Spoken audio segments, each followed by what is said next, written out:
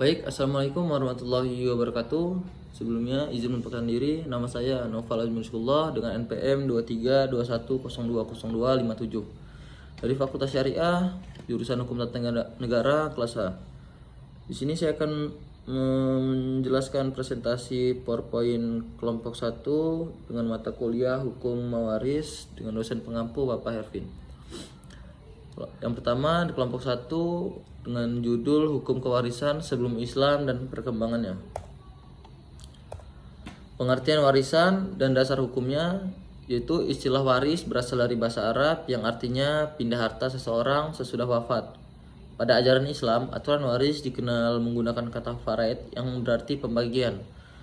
Rasulullah SAW bersabda, pelajarilah Al-Quran serta ajarkan ke orang lain. Pelajarilah juga ilmu faraid serta ajarkan kepada orang-orang. Dalam KUHP Perdata, menurut pasal 830 juga pewarisan akan terjadi jika ada kematian. Jika belum ada kematian, maka tidak akan terjadi kewarisan. Di sini dapat kita pahami bahwasanya warisan akan terjadi ataupun berlangsung jika pewaris sudah meninggal dunia dan pewaris ada meninggalkan harta warisannya.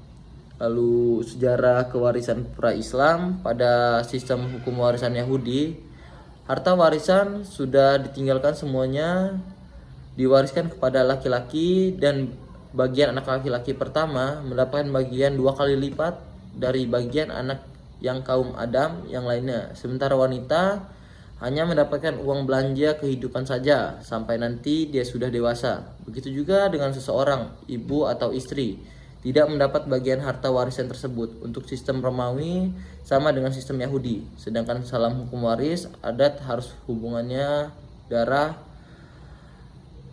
adapun sumpah, setia atau bayat. Lalu perkembangan kewarisan di Indonesia, yaitu ada 2. Yang pertama itu sebelum masa pemerintahan Belanda, dan yang kedua ada di masa pemerintahan Belanda atau masa penjajahan.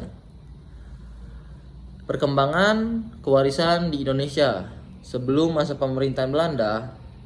Sebelum masa pemerintahan Belanda, berlakukan hukum Islam telah banyak dilakukan oleh kerajaan Islam di Nusantara seperti Kerajaan Pasai, Demak, Cirebon, Buton, dan Ternate.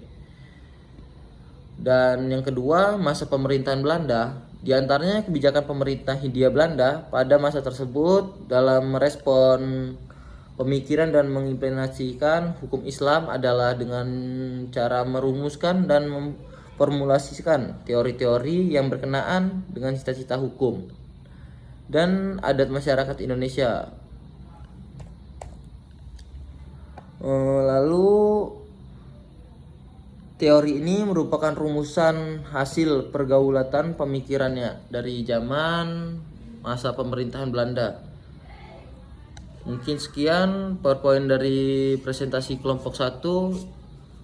Saya akhiri wabillahi taufiq wal hidayah. Wassalamualaikum warahmatullahi wabarakatuh.